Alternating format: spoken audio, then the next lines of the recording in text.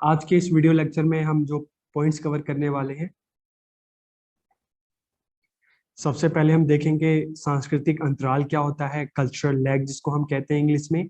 फिर सांस्कृतिक संघर्ष की बात करेंगे, कल्चरल कॉन्फ्लिक्ट्स क्या होते हैं। फिर संस्कृतिकरण की हम बात करेंगे जिसको हम कहते हैं इनकल्चरेशन। और उसके बाद हम सांस्कृतिक ग्रहणता की बात करेंगे जिसको हम कहते हैं अकल्चरेशन। तो आज के इस वीडियो लेक्चर में हम इन 4 पॉइंट्स पर हम बात करेंगे। और इस वीडियो लेक्चर के बाद मैं उम्मीद करता हूं कि आपको ये जो वर्ड्स हैं आप इनको डिकोड कर सकेंगे, आप इनको डिफाइन कर सकेंगे। तो हम शुरू करते हैं। सबसे पहले अगर हम कल्चरल लैग की बात करें, सांस्कृतिक अंतराल की बात करें, तो जैसे हमने इससे पहले जो वीडियो लेक्चर में हमने देखा कि जो संस्कृति है, कल्चर है, 2 तरह की होती है, मटेरियल कल्चर और non material culture. Material culture में क्या क्या चीजें आती हैं जो आपको दिखती है, जो आपको जिसको छू सकते हो, जैसे हाउसेस हो गए, घर। ठीक है, अलग अलग तरह के हाउसेस होते हैं। और उसके अलावा हम देखते हैं ड्रेसेस हो गए। ठीक है, इसके अलावा आप मोबाइल देखो, जो भी चीजें आपको दिख रही हैं, तो ये सब मटेरियल कल्चर का हिस्सा है जो हमें दिखाई देती है, जिसको हम टच कर सकते हैं, छू सकते हैं।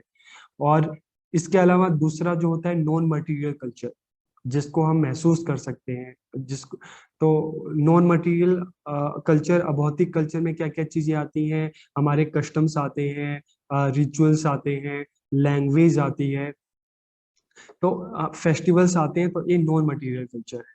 तो अब कल्चरल लैग क्या हुआ, सांस्कृतिक अंतराल क्या हुआ, कि जब मटेरियल और जो नॉन मटेरियल कल्चर है इनमें जब एक गैप आने लगता है, जब लोग नॉन मटेरियल कल्चर की अपेक्षा मटेरियल कल्चर को ज्यादा वैल्यू देने लगते हैं। जैसे आपने देखा होगा कि आप मोबाइल हाथ में लेके कहीं जा रहे हो, अचानक से आप गिर जाते हो, तो हम सबसे पहले अपनी चोट को बाद में देखते हैं, हम सबसे पहले देखते हैं कहीं हमारे मोबाइल में स्क्रैच तो नहीं आया।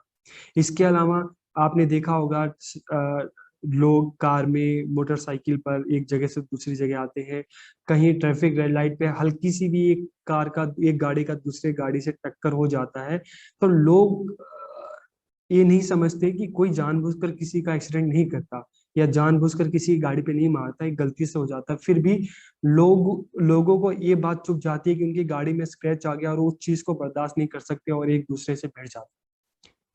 तो आजकल हम देखते हैं, आज के समाज में हम देखते हैं कि हम जो है मटेरियल कल्चर को ज्यादा वैल्यू दे रहे हैं और नॉन मटेरियल कल्चर जो है, गैर भौतिक संस्कृति है, उसको कम कम महत्व दे रहे हैं।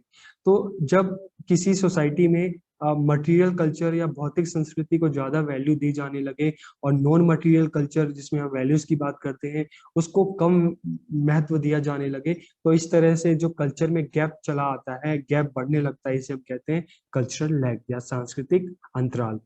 तो अगर हम मटेरियल कल्चर की बात करते हैं तो मटेरियल कल्चर में क्या क्या चीजें आती हैं, इसमें टेक्नोलॉजी आती है, बिल्डिंग इक्विपमेंट, ये सारे आते हैं। नॉन मटेरियल कल्चर में क्या क्या चीजें आती हैं, इसमें values, language, religion, custom, tradition, तो ये सारी जो चीजें हैं ये नॉन मटेरियल कल्चर में आती है।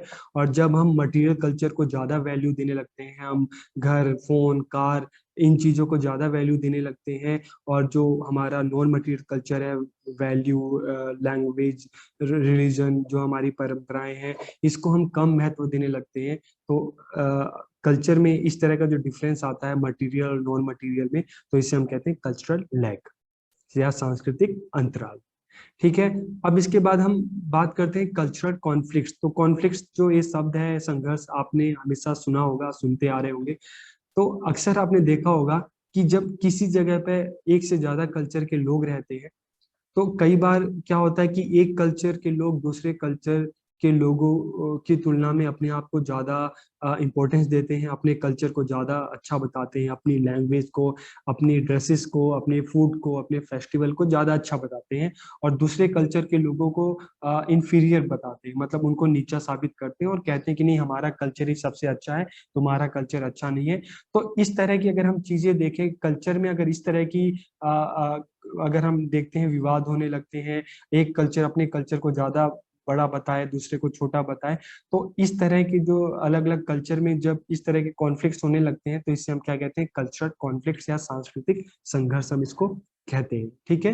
तो cultural conflicts is a situation of conflict between different communities that have different philosophies, different cultural value, beliefs and way of life. कि सांस्कृतिक संघर्ष उन विविध समुदायों जिनके पास विभिन्न दर्शन, संस्कृति, मूल्य, विश्वास और जीवन जीने के तरीके हैं, के बीच में संघर्ष की स्थिति है, जब एक कल्चर के लोग दूसरे की तुलना में अपने आप को ज्यादा अच्छा बताएं और दूसरे को नीचा दिखाएं। ठीक है, तो it is a type of conflict that occurs when different cultural value and belief clash. कि यह एक प्रकार का संघर्ष है जो तब होता है जब विभिन्न सांस्कृतिक मूल्य और विश्वास आपस में टकराते हैं। तो अक्सर हम देखते हैं कि इस तरह के जो कॉन्फ्लिक्ट्स हैं, आप अक्सर देखोगे होते रहते हैं, अक्सर हमें न्यूज पेपर में भी देखने को मिलते हैं। तो कभी लोग हम अक्सर देखते हैं कि एक कल्चर के लोग हैं दूसरे की तुलना में अपने आप को ज्यादा अच्छा बताते हैं, तो इस तरह के कॉन्फ्लिक्ट्स होते हैं। जैसे एक टाइम हम पहले की बात करते हैं तो जो यूरोपियन कल्चर के लोग थे वो इंडियन कल्चर की तुलना में अपने आप को ज्यादा अच्छा बताते थे, तब उस टाइम भी इस तरह के कॉन्फ्लिक्ट्स होते थे। ठीक है, तो it has been use to explain violence and crime, कि इसका प्रयोग जो कल्चरल कॉन्फ्लिक्ट्स है इसका प्रयोग किस में किया जाता है, हिंसा के लिए या अपराध की व्याख्या करने के लिए किया जाता है। ठीक है, तो यह विभिन्न संस्कृतियों के की एक दूसरे के लिए विरोधाभासी आकांक्षाएं या व्यवहार हो सकते हैं, जिसके मूल में क्या है, एक दूसरे के प्रति एक दूसरे को नापसंद करना, शत्रुता हो सकता है, संघर्ष हो सकता है, इस तरह के भाव निहित हो सकते हैं। तो cultural conflict is a dislike, hostility or struggle between communities who have different philosophies and way of living, resulting in contradictory aspirations and behavior।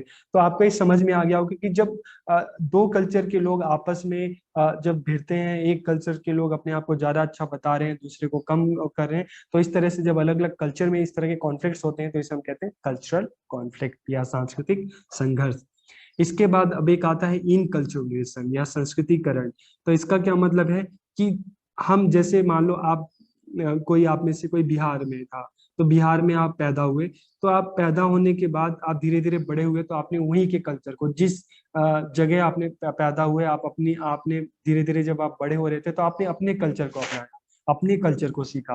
तो जब हम अपने कल्चर को सीखते हैं, अपने रीति रिवाजों को सीखते हैं, अपनी भाषा को सीखते हैं, तो इसे हम क्या कहते हैं, इनकल्चरलाइजेशन या संस्कृतिकरण। ठीक है, तो संस्कृतिकरण या इनकल्चरलाइजेशन क्या हुआ कि जब हम अपने कल्चर को सीखते हैं, enculturalization is to learn on our culture, जब हम अपने कल्चर को सीखते हैं, a process that is influenced strongly by home and family. और जिसमें सबसे ज्यादा हमारे ऊपर किसका प्रभाव पड़ता है, हमारी फैमिली का प्रभाव पड़ता है।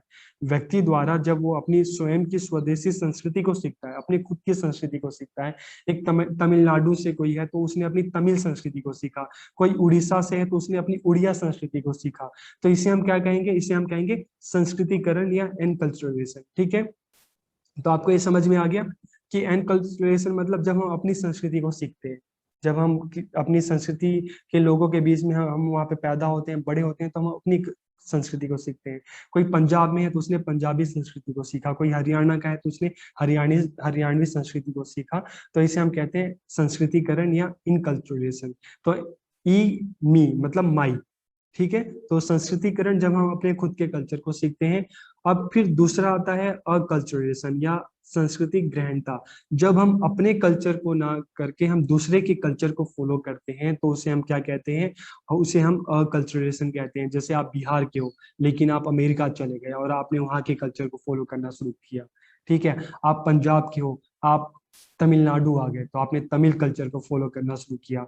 आप गुजरात के हो, आप उड़ीसा चले गए, आपने उड़िया कल्चर को फॉलो करना शुरू किया। आप बंगाल के हो, आप महाराष्ट्र चले गए, आपने वहाँ के कल्चर को फॉलो किया। आप मध्य प्रदेश से हैं और आप जर्मनी चले गए और आपने वहाँ के कल्चर को फॉलो करना शुरू किया, तो इससे हम क्या कहते हैं, अकल्चरलाइजेशन। कि जब हम किसी दूसरे कल्चर को फॉलो करने लगते हैं, उसको अपनाने लगते हैं, उसको सीखने लगते हैं, तो उसे हम क्या कहते हैं, अकल्चरलाइजेशन। तो मैं उम्मीद करता हूं कि आपको ये कुछ जो टर्म्स थे, कुछ वर्ड्स थे, आपको समझ में आ गया होगा कि कल्चरल लैग क्या होता है, कि जब मटेरियल और नॉन मटेरियल कल्चर में जब हम मटेरियल कल्चर को ज्यादा वैल्यू देते हैं, भौतिक संस्कृति को ज्यादा वैल्यू देते हैं, और अभौतिक संस्कृति नॉन मटेरियल को कम देते हैं, तो जब इन दोनों के बीच में गैप आने लगता है तो उसे कल्चरल लैग कहते हैं। फिर कल्चरल कॉन्फ्लिक्ट्स की, जब एक ही जगह पे कई सारे कल्चर के लोग रहते हैं और एक कल्चर के लोग अपने आप को ज्यादा अच्छा बताते हैं और दूसरे को नीचा बताते हैं, अपने आप को सुपीरियर और दूसरे कल्चर को इंफीरियर बताते हैं, तो उनमें जो इस तरह के विवाद होते हैं, कॉन्फ्लिक्ट्स होते हैं, उसे हम कल्चरल कॉन्फ्लिक्ट्स कहते हैं।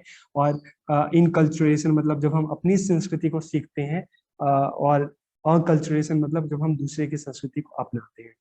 तो आपको ये वीडियो कैसा लगा, आप अपनी राय जरूर दीजिए, और अपने दोस्तों के साथ भी इसको शेयर कीजिए, ताकि ये जो शब्द हैं, जो वर्ड्स हैं, वो उनको भी पता चले और फ्यूचर में आपके काम आए। तो बहुत बहुत शुक्रिया।